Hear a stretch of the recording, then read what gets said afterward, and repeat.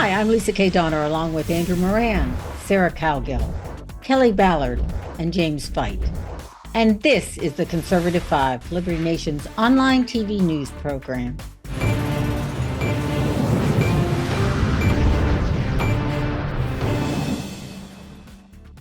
Robert F. Kennedy Jr. has announced that he's running against Joe Biden in the Democratic presidential primary. And wonder of wonders, the son of slain Bobby Kennedy is polling at 19%. Not a shabby start for someone who's not a politician. In the 1960s, the Kennedys were a powerful force in Democratic politics.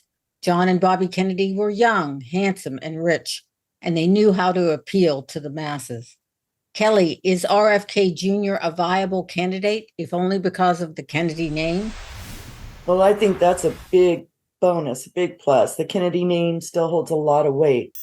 I also think that because he is kind of middle of the road, instead of like Biden, who's kind of went over a little bit too far to the left, I think that's going to make a big difference because he is against for some of the hot button issues, such as transgender men playing in women's sports, things like that. So I think that's going to give him an edge up.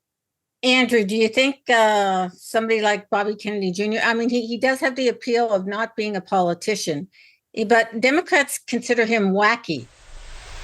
Well, when it comes to Kennedy, I can't help but think of the proverb, my enemy's enemy is my friend. There's so many things wrong with Robert F. Kennedy. If you look at his historical record, he wants to punish officials who resist climate change alarmism. He's attacked fossil fuels and nuclear energy. He claimed the 2004 election was stolen. He bought into Russiagate. He thinks state attorney generals can annul charters of energy corporations.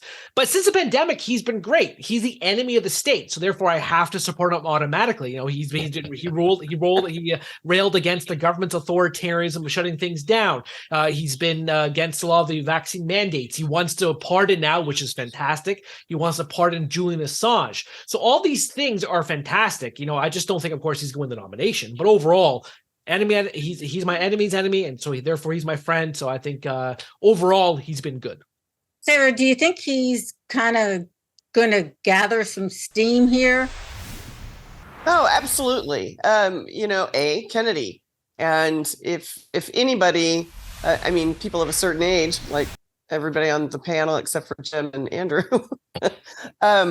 remember the Kennedys. They remember the assassinations. They remember the country mourning. They remember Camelot and how attractive and fun and youthful and energizing these people were. So when you've got another Kennedy that might have that same bloodline and seems to be a middle of the road Democrat, and which the Kennedys were. They were very middle of the road politicians.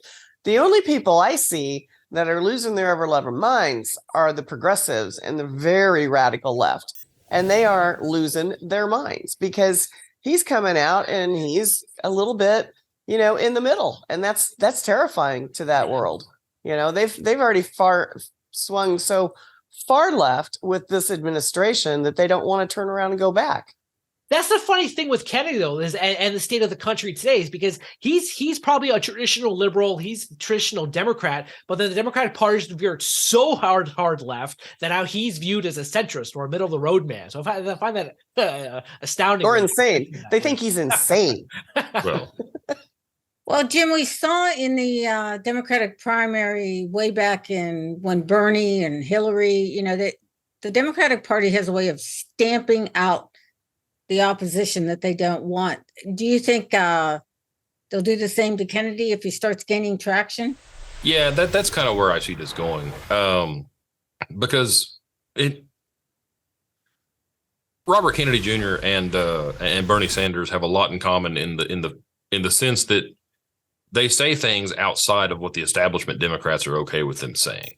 So, Bernie Sanders actually came to the defense of the Second Amendment, and that's probably a big part of what did him in. But this anti-government lockdown and this anti-vaccine mandate thing, while that's going to carry a lot of appeal to the people, especially people who maybe they're thinking back to the Kennedys of yore and the feud with the CIA and the FBI and the anti-big government approach. But that's also, that's in my opinion, that's probably the nail in his coffin. If Bernie can be ousted twice in a row for not towing the line, I don't think Kennedy's going to do much better. It's interesting. Sorry. Go ahead.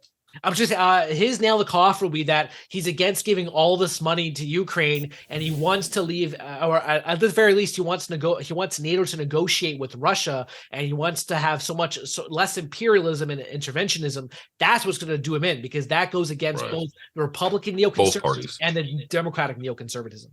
Well, it was interesting because when I was writing the article, he did a 2-hour speech in announcing his candidacy. But one section, he talked about his father, and he said, when my father announced he was going to run, nobody was for him.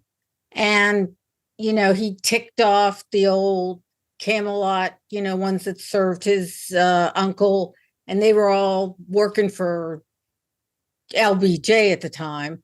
And then, there were just groups and groups of people. Eugene McCarthy was giving Bobby Kennedy real trouble from the left. By the time he was assassinated, he won California, and it looked like Johnson had dropped out, and it looked like he was gaining traction. And a lot of people think he probably would have won the Democratic primary. I mean, that would be kind of the best scenario for RFK Jr., right? Probably. It's not impossible. When you look at what happened with the 2020 primary, it doesn't seem likely. Well, but name recognition is 3/4 of the game, right?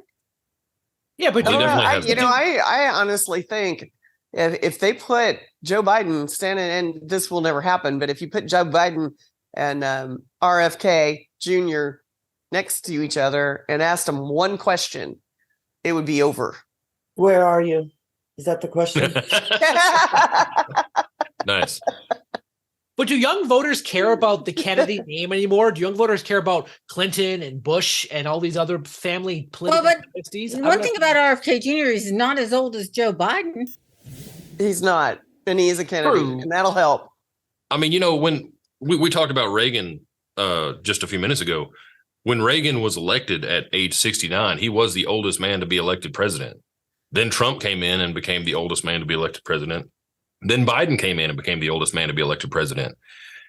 His age isn't really his big appeal here, because if he becomes president, he's 69 now. He's the same age that Reagan was when he was elected. If he gets elected at 70, he'll bump Reagan as the third oldest president in American history.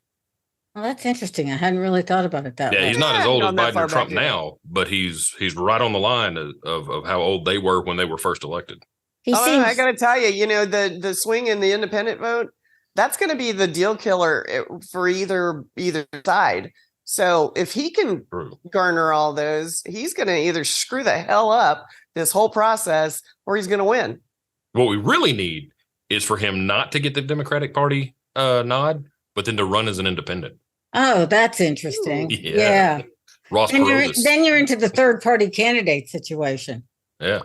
Go Ross Can Perot. I finish? Can I finish? Can I finish? Ross Perot this election is what I'm saying. Yeah. All right. Well, let's face it. The all-important Democratic and independent voters are not thrilled with Joe Biden and may gravitate towards this guy. We'll keep you in the loop.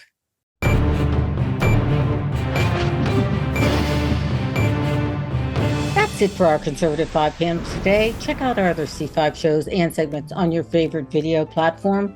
YouTube, Vimeo, Rumble, we're on them all. As well, Liberty Nation has its own Roku channel where you can see all of our TV productions. Thanks so much for tuning in. And remember, surf on over to libertynation.com. I'm Lisa K. Donner, Editor-in-Chief. Thanks for joining us today. This has been a production of libertynation.com, where truth is making a comeback.